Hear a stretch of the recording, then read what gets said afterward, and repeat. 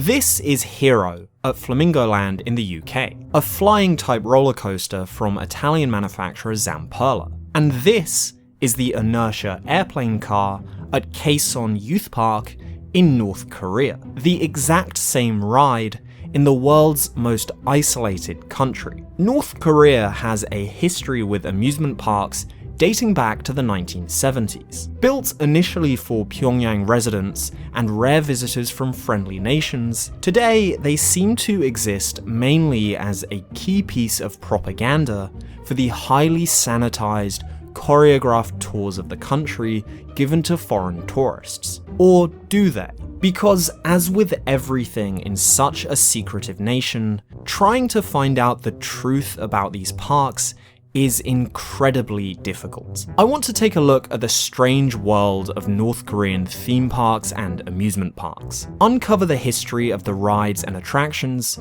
from Cold War era rides left to rust, to new coasters showing up out of nowhere, and try and use them to gain a better understanding of the world's most infamous regime. North Korea's early park history consists mainly not of theme parks, but of amusement parks. The two things are very similar. A theme park is just an amusement park where attractions are based around a theme. They even share the same Wikipedia page. The idea of themes and theming only started showing itself in the country much later on in its history. But in order to get a better view of how these places evolved over time, we need to look at both sorts of parks. The very first park built in North Korea opened in 1977, a park named the Taesongsan Fun Fair. Built at the foot of Mount Taesongsan on the outskirts of the North Korean capital, Pyongyang, this park was built in an area containing multiple tourist attractions, including the National Zoo. The park, which still operates today, contains 16 attractions, most of which are simple flat rides, like a rocket ship ride, a carousel, a chair swing, and bumper cars designed to look like cats. But the park also contains a flume ride, and importantly, 2 roller coasters, the first ever coasters in the country. These coasters are named Kwansong Tancha and Kwansong Yolcha, names that translate rather simply into Inertia Minecart and Inertia Train, respectively. Both coasters were made by Meisho Amusement Machines, a Japanese amusement manufacturer responsible for most, but not all, of North Korea's coasters. Although, due to North Korea's long-standing poor relations with Japan, any signs at the coaster's place of origin were removed during construction. The smaller of the 2 coasters is Kwansong Tancha, a wild mouse coaster, a very small and compact style of roller coaster, typically using single cars with only 1 or 2 seats. In the case of Kwansong Tancha, 2 people can fit in a car. The larger coaster, Kwansong Yolcha,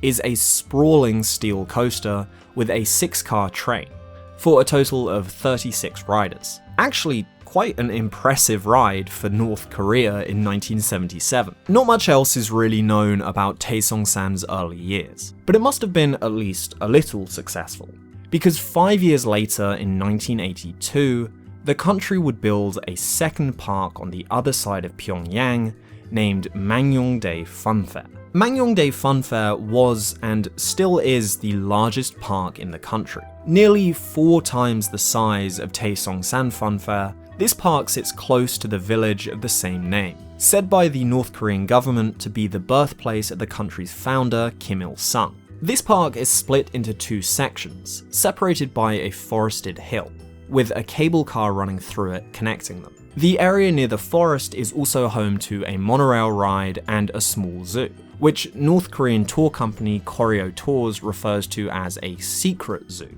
containing mostly domesticated animals like dogs, cats, and guinea pigs, but also some birds, like this group of vultures. The park also contains its own water park, although also according to Koryo Tours, this is almost never open. Much like Taesongsan before it, Mangyongdae contains its own selection of off-the-shelf flat rides, but on a larger scale. Rocket ships, a swing ride, and a Ferris wheel all make their appearances. But Mangyongdae also now features a double-decker carousel housed in a massive enclosure, a swinging pirate ship ride, and its own log flume ride, and of course, its own roller coasters. Now, 3 of them, still made by the same Japanese manufacturer, and still with any signs of that removed. One of these is another Wild Mouse coaster, coincidentally also just named Kwansong Tancha. But more interestingly, Mangyongdae Funfair's other 2 coasters are 2 looping coasters, a single loop and a double loop ride. And guess what those are called? If you guessed loop coaster and double loop coaster, you'd be right. Okay, so technically that's actually not their names. In fact, none of the rides in North Korea actually have names. The names I've been using so far are just the literal descriptions of the rides that appear on park maps. They do have signs above their entrances, but rather than displaying the name of the attraction, they instead hold propaganda slogans saying things like, "Thank you dear Father Marshal Kim Jong-il," which is a bit of a mouthful, but hey, so is Guardians of the Galaxy Cosmic Rewind. Mangyongdae's 2 coasters are still the largest the country has ever built, and for 1982 wouldn't have looked out of place at many theme parks in Europe. The double looping coaster in particular reminds me a lot of Mirror Looping, the coaster from the French theme park Mirapolis that I covered on this channel back in November. Lastly of interest, Mangyongdae does contain some of that famous North Korean anti-American sentiment, with a handful of fairground games, mostly throwing games and shooting galleries, where guests are invited to shoot at targets of American soldiers, painted alongside slogans like "Destroy the Invaders." In this time of relative boom for the North Korean theme park pseudo-industry, the next park would arrive in Pyongyang just 2 years later in 1984. Kaesong Youth Park opened in a more central location in the city, next to the massive Arch of Triumph, built as part of the Arch's dedication. A much smaller location than Mangyongdae, squeezed between 2 hills. In its early years, this park contained a large decorative fountain at the entrance, a Ferris wheel, a carousel, and another Wild Mouse coaster from the same manufacturer. Seriously, North Korea can't get enough of these things. Kaesong Youth Park was the last park to be built in the 20th century. Towards the end of the 80s, the Soviet Union's support of North Korea would begin to falter. From 1985, the USSR reduced the amount of aid it gave to North Korea, as Mikhail Gorbachev's government sought to repair its relationship with the capitalist world. And North Korea's economy sank deeper into a crisis that had been stewing since the 1970s. In 1989, a member of the government of East Germany misspoke in a press conference, and within a few hours, the Berlin Wall that had separated East and West Berlin for 28 years fell, and the Iron Curtain was gradually lifted across Europe. And in 1991, the Soviet Union collapsed completely, and North Korea suddenly found itself the most isolated it had ever been. In 1994, North Korea's founder and supreme leader Kim Il-sung died and was succeeded by his son Kim Jong-il. And immediately following, the situation for the country worsened as it plunged into serious famine, the extent of which has never fully been known. The amusement parks of the 70s and 80s were the least of the country's concerns, and so they were left to deteriorate. No new rides were built, and maintenance on existing ones appeared to be extremely limited. In the 2000s, as the country began allowing more foreign visitors from the Western world inside its borders, these parks found themselves as stops on guided tours of the restricted nation, and photos of trips there began surfacing on the internet, highlighting their decay. The roller coasters of the late Cold War now appeared rickety and super sketchy. Some visitors commented on how the over-the-shoulder restraints in certain cars didn't feel like they locked properly. In Mangyongdae Funfair, propaganda blared over the park's loudspeakers as employees carried out the futile task of sweeping desolate plazas with wooden broomsticks. And behind them, the double-decker carousel loomed, now shrouded in rust. In 2007, Kwansong Yolcha was damaged during flooding and was left out of operation in the park. This, of course, was far from the carefully crafted image North Korea wanted to show the world. And so, after 2 decades of what was essentially a state of operating abandonment, signs started emerging that the government was finally renovating these parks.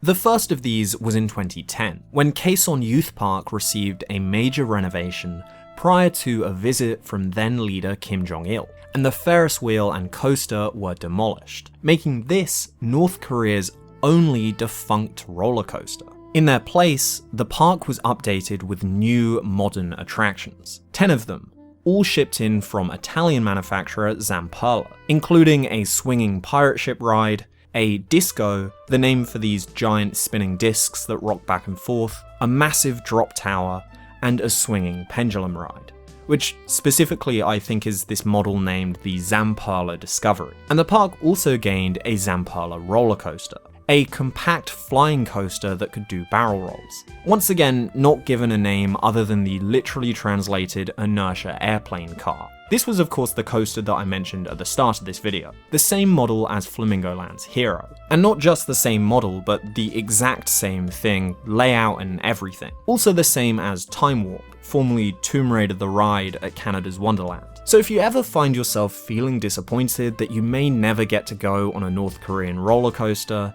you may have actually already been on them. In 2011, North Korea would gain its 3rd leader, as Kim Jong-il died and was succeeded by his son Kim Jong-un. For many years, it was thought that Kim Jong-il's successor would have been his older son Kim Jong-nam. But in 2001, he was caught trying to use a fake passport to visit Tokyo Disneyland, and was subsequently exiled. Perhaps he was trying to get new ideas for Mangyongdae Funfair, but I guess we'll never know. In his early years as leader, Kim Jong-un sought to depict himself as a youthful, friendly leader capable of modernizing the country while still holding true to its communist roots. And so, as part of this propaganda effort, his ascension to power would bring with it several projects aimed at showcasing the country's commitment to leisure, which would, of course, include the world of amusement parks. In 2012, a Western visitor to the Revolutionary Martyrs Cemetery at Mount Taesong-san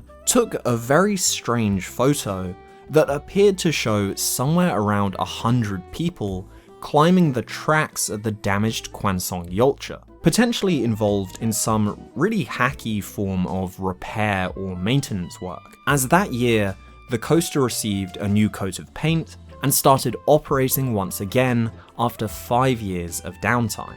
And that same year, state media reported that Kim Jong-un had visited Mangyongdae Funfair and had heavily criticized its dilapidated state, leading to a rapid refurbishment, mainly simple repainting and repairs. This was actually an incredibly rare admission for the tightly controlled North Korean media to make, as they say he apparently walked around the park pointing out all of its flaws and calling it pathetic. In the modern era, Kaesong Youth Park is said to only operate in the evenings, between the hours of 7 PM and midnight. If you find videos or photos of the park online, you'll typically see it at this time, crowded with locals and shrouded in electric lights. This, to me, is an interesting decision, because of North Korea's well-known energy crisis. The extent of the energy crisis, much like most things in the country, is unknown. But simply looking at satellite images of it and South Korea,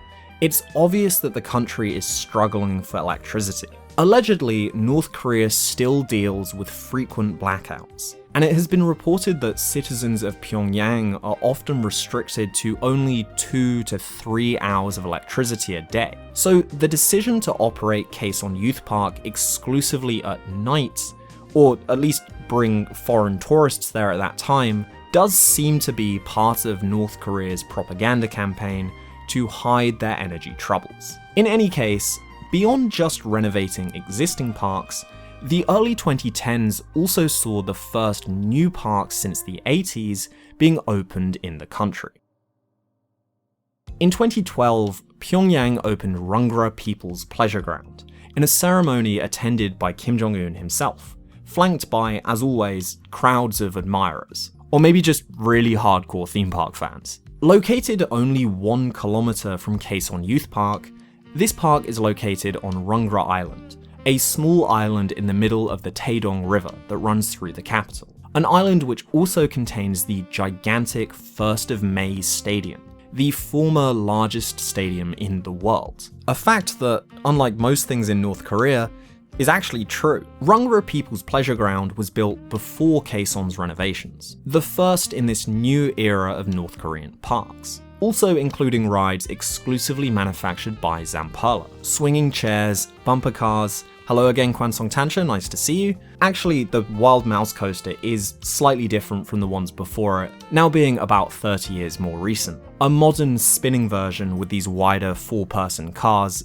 similar to the former Primeval Whirl at Disney's Animal Kingdom. This ride seems to be the exact same model as Galaxy Spin at Fun Spot America and Sidewinder Safari at Six Flags Discovery Kingdom. Rungra is home to a hedge maze, and the park also contains a video arcade with a variety of machines, some old Sega games, and some more modern. The construction on Rungra Island in 2012 was part of a broader project to build a whole recreation area next to the stadium. And so, next to the park, an indoor dolphinarium was built, where visitors can watch a dolphin show. There's also a small water park, with a diving pool, a main pool, and a handful of tube-based slides. This water park is clearly operated seasonally, as satellite images from the winter months show the pools completely drained. But unlike the one at Mangyeongdae Fun Fair, in the summer it does appear to be operational.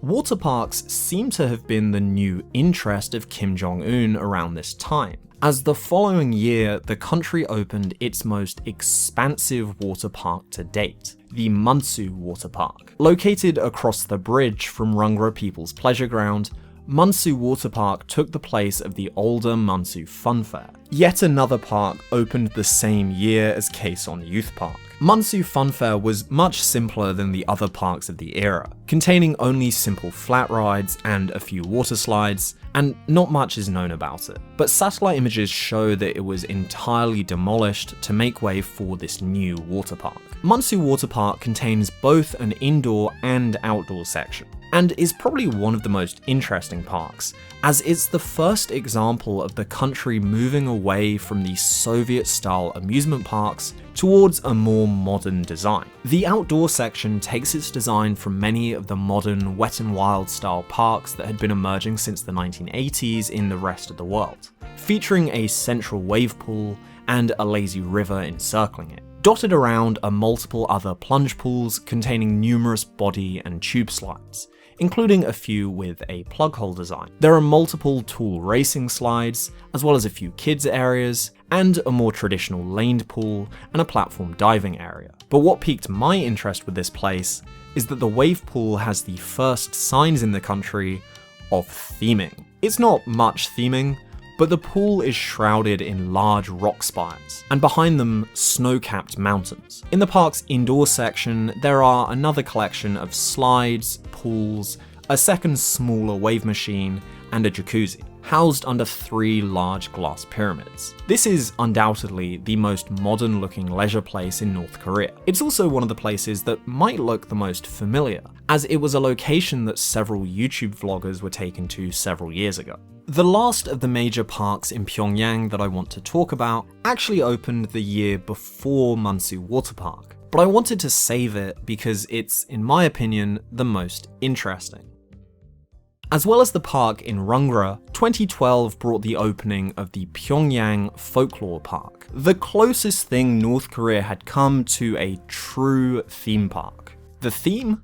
Well, North Korea, of course. Pyongyang Folklore Park was built just a kilometer from the oldest park, Taesongsan Fun Fair, and didn't contain any rides, but was instead a model village. Visitors could tour miniature recreations of famous landmarks from the capital city, such as the Arch of Triumph, the Juche Tower, the Cholima statue, and the Ryeogyong Hotel, the massive skyscraper that began construction in the 1980s and was famously never finished. It's unclear if this miniature version was finished either. Honestly, I think this park was actually really cool. And not just in a weird, decaying Soviet architecture kind of cool, but an actually interesting looking place. It reminds me a lot of the photos I've seen of the old model village that used to exist in Thorpe Park in the UK. Next to the miniature area was a more standard folk village. A common tourist attraction in both North and South Korea, a mock-up of a traditional Korean village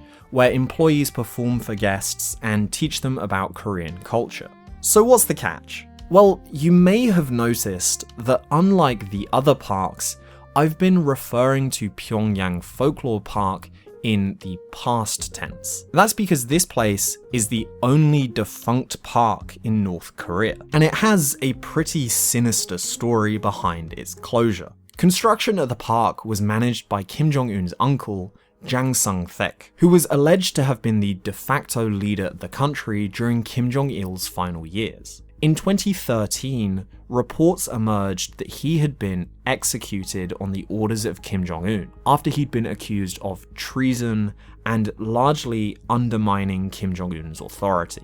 After that, his image was removed from any public-facing places, and the government attempted to scrub any mentions of his existence. Pyongyang Folklore Park was one of the victims of this purge, and sometime in 2016, just 3 years after its opening, it was demolished, leaving only the pathways behind as evidence of its existence. Those are all the main parks of North Korea, but there are a few other places, this time actually outside of Pyongyang, that I think deserve a mention because they do a good job of demonstrating the differences between the capital and the rest of the country.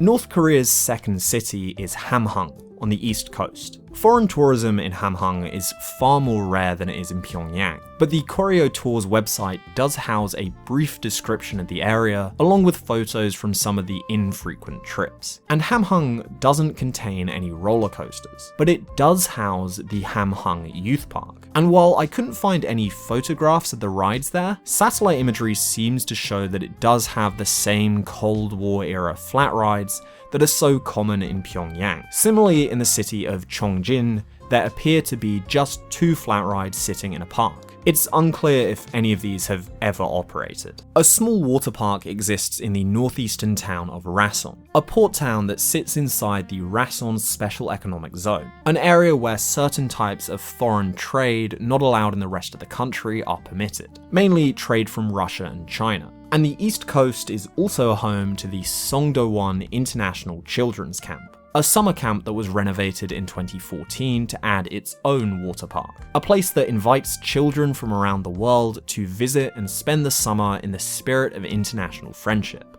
Children mostly from friendly nations to North Korea, like Tanzania, Vietnam, and a large number from neighbouring Russia. Lastly, in the northwest of the country, there is an unknown amusement park in the town of Sinuiju. Sinuiju sits right on the river that marks the international border between North Korea and China, and faces the much larger Chinese city of Dandong. Dandong has become a popular tourist attraction for Chinese citizens who wish to get a glimpse at the isolated country.